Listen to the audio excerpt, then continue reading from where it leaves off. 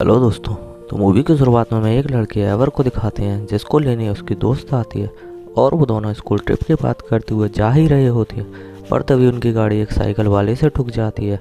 वो दोनों गाड़ी से उतरकर उस लड़के से माफ़ी मांगने लगते हैं और वो लड़का उन्हीं की क्लास का होता है और इसका नाम रैंडल था। और ये बात कर ही रहे होते हैं तभी इनके क्लास के कुछ और लोग वहाँ आ जाते हैं जो रैंडल पर ड्रिंक फेंक देते हैं और बदतमीजी करते हैं। और उसके बाद हमें स्कूल दिखाते हैं जहाँ एक टीचर सब बच्चों को बस में बैठा रहे होता है और सबका फ़ोन भी ले लेता है और सबके बैठने पर टीचर सबको ट्रिप के रूल समझा रहा था, पर कोई उसकी बात नहीं सुनता और फिर बस चलना स्टार्ट हो जाती है और टीचर की भी नींद लग जाती है। और जब टीचर की नींद खुलती है तो वो देखता है कि बस गलत रास्ते पर जा रही है और ड्राइवर से पूछने पर वो चिल्लाने लगता है कि बस सही रास्ते पर जा रही है और ड्राइवर और टीचर में बहस स्टार्ट हो जाती है। तभी बस के आगे वाले शीशे पर कुछ टकरा जाता है और पूरे शीशे पर खून लग जाता है। ड्राइवर को कुछ दिखाई न देने पर बस खाई की तरफ जाने लगती है। सब लोग डर से चिल्लाने लगते हैं, पर तभी ड्राइवर ब्रेक लगा देता है। वहाँ बाहर चारों तरफ धुआं ही धुआं था। तभी रेडियो बजने लगता है और बताया जाता है कि बाहर केमिकल का हमला हो गया है और सबको अपने इलेक्ट्रॉनिक डिवाइस लेकर जल्द से जल्द पास वाले स्टेशन तक पहुँचना होगा। सब बच्चे यह सुनकर बहुत डर गए थे। तब टीचर बस ड्राइवर से रेडियो बंद करने की कहते हैं। तभी वहाँ बस के बाहर उन्हें एक आदमी नजर आता है जिसके हाथ खून से बिगड़े हुए थे। एवर और उसकी दोस्त बहुत डर जाती हैं और वो उसे अंदर आने देना नहीं चाहती थी, पर टीचर को लगता है उसे मदद की ज़रूरत है और वो गेट खोलकर उससे पूछते हैं क्या मदद चाहिए तुम्हें। तभी रैंडल और आगे बैठे हुए लोग पीछे भागने लगते हैं और वो आदमी टीचर पर हमला कर देता है। ये देखकर सब बच्चे पीछे के रास्ते से भाग जाते हैं, पर एवर की एक दोस्त वहाँ फंस जाती है। तब एवर उसे बचाने की कोशिश करती है, पर वो आदमी उसकी दोस्त को पकड़ लेता है। सब बच्चे जंगल की तरफ भागने लगते हैं, पर किसी को समझ नहीं आता वो आखिर है कहाँ और उनके साथ ये चल क्या रहा है और वो आदमी इंसान था या कुछ और। तभी सब लोग इकट्ठे होते हैं। तब एक लड़का कहता है हो सकता है कि वो रेडियो पर सुनी हुई बात सच हो और वो आदमी सच में वायरस का शिकार हो। तब रैंडल सबको एक बिल्डिंग की तरफ इशारा करके वहाँ छुपने की कहता है। तब सब उसकी बात मानकर उस बिल्डिंग की तरफ जाते हैं क्योंकि उन लोगों के पास कोई और ऑप्शन भी नहीं था।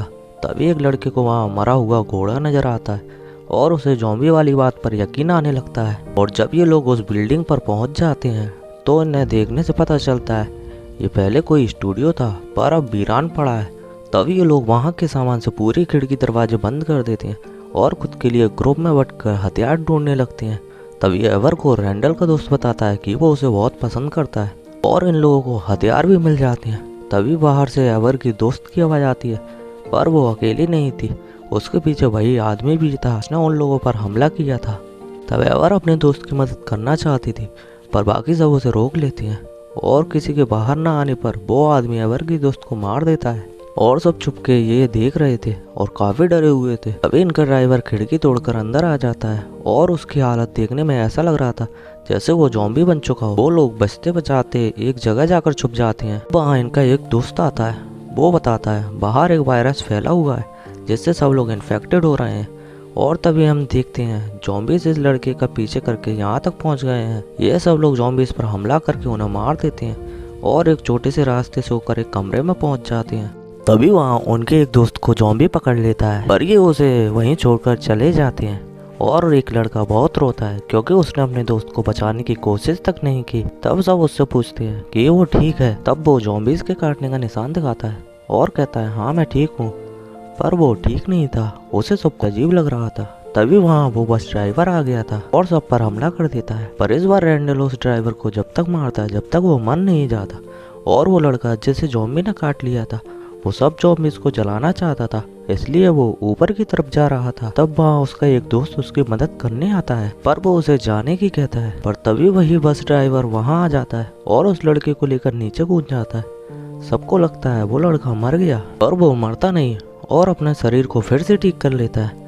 ये देखकर सबको ज़ॉम्बीज वाली बात पर यकीन हो जाता है और ये सब देखकर रैंडल सबको खिड़की दरवाजे बंद करने को कहता है। तभी एवर पेंट कैन में आग लगा के नीचे फेंक देती है और वहाँ पे जो गाड़ी रखी हुई थी उसमें आग लग जाती है और एक धमाका होता है। धमाके से सारे ज़ॉम्बीज का ध्यान उस बस पर चला जाता है।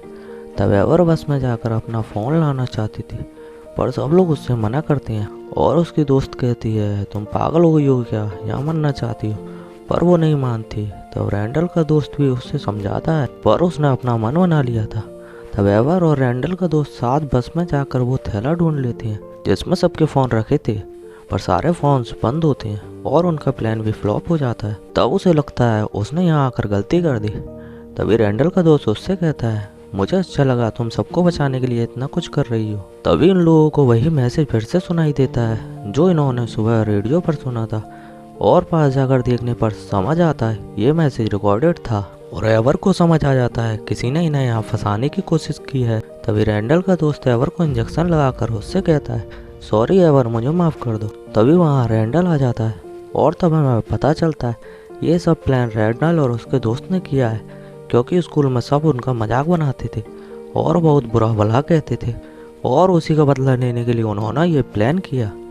और इन्होंने बस ड्राइवर और ड्रग डीलर के साथ मिलकर ये प्लान किया। और ये ड्रग डीलर वही आदमी है जिसने शुरुआत में उन पर हमला किया था। और उस ड्रग डीलर ने एक ज़ॉम्बी सीरम के बारे में बताया जिससे लोग ज़ॉम्बीज जैसे हो जाते हैं, और उसी ड्रग डीलर ने सभी स्टूडेंट को ये ज़ॉम्बी सीरम इंजेक्शन से लगा दिया था जिससे वो लोग ज़ॉम्बीज जैसी हरकतें कर रहे थे।